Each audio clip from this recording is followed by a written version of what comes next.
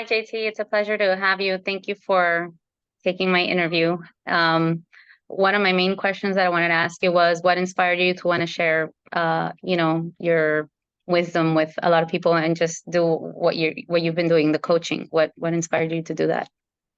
Truth be told, I had made almost $18 million in real estate before I even start coaching or speaking about it. Now today people do one deal and they want to speak about it. But I think, you kind of, traveling around the world, and we're in 55 countries and seeing different places and different people, different cultures is really, really interesting. And the fact that, I'm really good at what I do.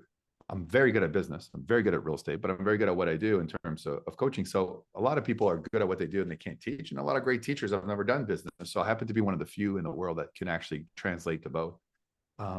But sometimes it is like I'm in the middle of the deals. I'm about to do a big closing right now, but I stepped away because I gave my word to do this podcast. So but I always keep my word because I know how important it is to you. And I think sometimes you have to pay it forward.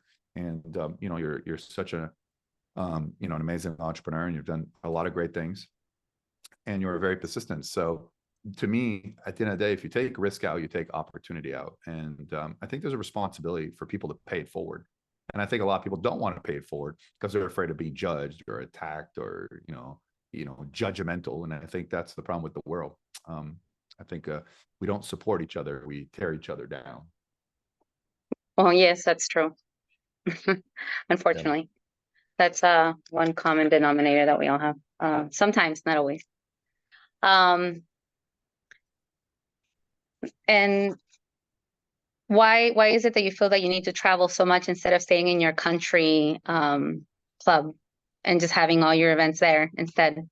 I mean, I love Australia. I love the people there. And I love being all over the world. And I'm one of the few people who has as many different countries where I've been physically to do stuff. So sometimes, like I said, I find sometimes Australians, let's say, more entrepreneurial than Americans. And sometimes when I go to Canada, I see how being Canadian myself, like once they go to America, they see what type of potential they are. And but also America is what made me, and it's the most competitive market in the world, and it's great. So I don't know. I think it's just you go out there and you meet different people from different backgrounds and different cultures. And sometimes I mean, I'm going to Italy to see Andrea Bocelli and all these huge celebrities at his house with Tommy Hilfiger in like 2 days, and then I come back a couple days, then I go back to Sydney, then I go to Bali, then I stop by Korea, and then I come home for a few days, then I go to Chicago.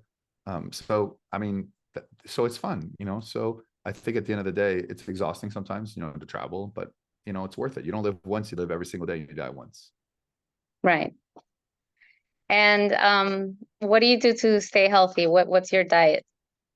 Well, I was telling someone earlier today that in Australia, because I went back 3 times in 1 month, like back to Australia, back home, back to Australia, back home, like 3 separate flights. And people say, well, why didn't you just stay there? Because I had deals I had to close and I had to be there in person.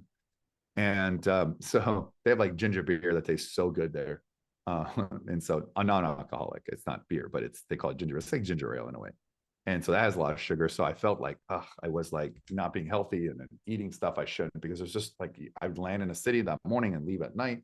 So, since I got back, every day, because it's summer here, I've been working out twice a day. So, so and it's like a routine. Once you get into it, It's really hard sometimes on the road. Not all hotels have great gyms. Sometimes the weather's not palatable. So it's always, so that's what I do. I'm very highly productive. I mean, I've been up almost 3:30, 3:15 a.m. every single day since I got back. So, and so I'm just very focused. Every 5 minutes of my day is just very scheduled out. And I know what I want, when I want, how I want it. And I'm willing to do whatever it takes to get it. And how do you do with just sleeping 3 or 4 hours? It's 4 or 5, 4 or 5, mostly 5. Mostly 5 is the magic number, I think. But my thing is I could sleep when I'm dead. And I'll be like, you need your sleep 8 hours, like 8 hours. Like, I like to wake up. I like to do things. I don't like to stay up late. I like to get up early. When I was DJ Mega Fox a few times and like start at 4 a.m., I'm like, I'd wake up at like 4 and go DJ, not stay up till 4. So it's different culture, each his own. But I know a lot of highly productive people, and they wake up like really early. I try not to do any phone calls after 8 o'clock. I don't like doing phone calls after 8. So I've always kind Plus, of, it's illegal. It's illegal. You can't call people after 8 p.m. well, I'm not cold calling people. If I wanted to, I could talk to people until 12 o'clock at night. So I find myself, the energy and my patience is so low. So I don't like doing Right, with calls. 4 hours of sleep, of course, you're gonna 5 hours. 5 hours of sleep. Right, 5. I'm gonna try to follow that one.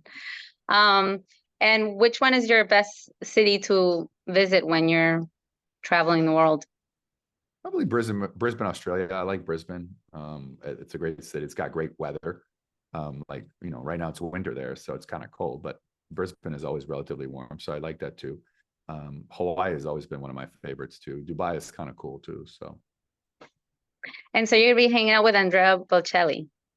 Andrea yes. Bocelli. Nice. And how did you become friends with him?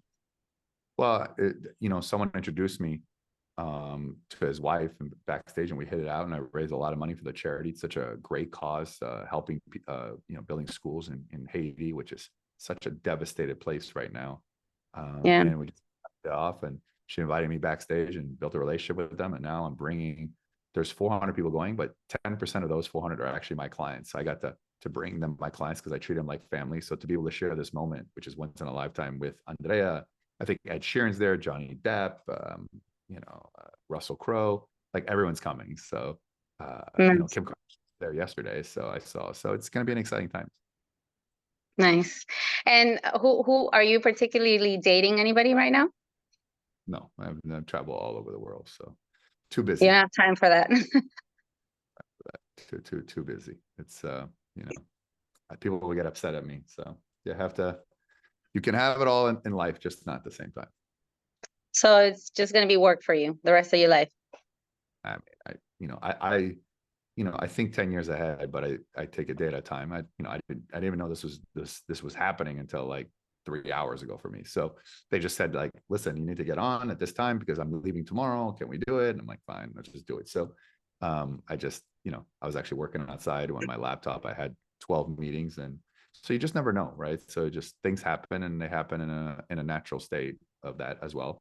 And traditionally, as a public figure, I just never like to discuss anything in my personal life, for the simple fact that people, there's nothing they can do to hurt me, but they're always trying to hurt anybody that you're close to. I know my people, my CEO, they often get attacked, and so many stalkers. They're just so I try to not want to involve anyone, and even when I've said, hey, he's my best friend, and they go after them because they can't do anything to me. I'm just so used to it, and nothing affects me. I fear nothing, and if you fear nothing, they fear you. Okay, that's good to know. Um, think of what other questions I could ask you. Thank you for giving me the interview. And I love to do art, and I love to just create. And I know that, you like to sponsor people or help people with, their projects and stuff like that. So I guess one day it would be nice to meet Well, you unfortunately, and nobody has ever sponsored art, right? So unfortunately, first, because it's not that expensive to do the art, right? The question is, how branded are you going to be, and what are you going to do that's going to stand out? And that's why the art of branding is so important. Because I look at some of this art that's worth a lot of money, I'm like, I don't get it, but they're branded, right? So you can have the most beautiful art, but if no one knows who you are, and that's where the branding is. And if somebody was to do an art now, like I would do something that's based on, the assassination attempt of Donald Trump, just because it would bring a lot of attention to it, right? And eyeballs to it. And branding is attention and credibility. So okay. So yeah, I guess I'm building my brand. Hopefully I could get it going. well, yeah, I mean, listen, one thing at a time. I always tell people, one deal, one customer at a time. Focus on the result, and always think about, how am I better? What am I doing differently that other people are not doing? And if you do that, then I think that makes a big difference on that as well. It takes a level of patience too. You have to be at it all the time and never quit. And when you never quit, you never lose. So as long as you don't quit, you've never lost the game. True. Okay. Do you have any questions? What is your podcast? So if it was my podcast, I'd have 500 questions, but it is your podcast and your show.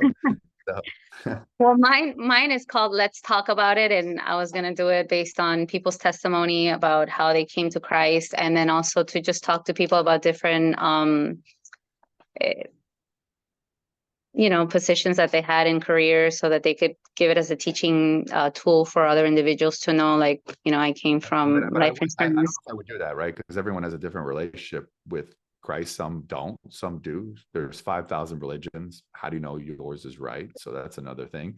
And also Right, another is that I think the show would not, if you're, you know, you know, if your job is to like promote you and your art and who you are, then I would just do generic interviews like you did here today about, the question is what makes you so special, right? What makes you so, or what's your superpower, or, you know what I mean? Um, what have you done for the world lately? And then people could share stories like that would get it out there as well. Or, when art meets life, everything in life is some form of art, the art of business, the art of negotiating, all these things. And there's different, what is your special art? Is it negotiating? Is it branding? Is it art itself? So there's a lot of different angles, but I don't know if I would do the whole Christ and a religious thing as well. I mean, you might get some following, but you also get people who will alienate it. So just focus on you and making sure that you get eyeballs on okay. Well, yeah, I you. mean, I'm glad I was able to formulate a podcast with you before the podcast, which that will go into history as this is where it all came forward. So it's such an honor to be the first guest on your show to formulate a topic there as well. But you were pretty persistent. So, and my team said you need to do this. So I followed their order, and just always believe in yourself. And I always tell people, if you have 51 good days in a year, 51 good days, you're going to be a millionaire. Most days are not. There's a lot of dark, there's a lot of issues, personal trauma, personal drama. Everyone is going through someone, but that's life. And as long as you understand that's life, then you don't get too high on life and you don't get too low. You just stay even keel. And so I think this podcast is going to help a lot of people. I appreciate you having me on. thank you, JT. Appreciate your time.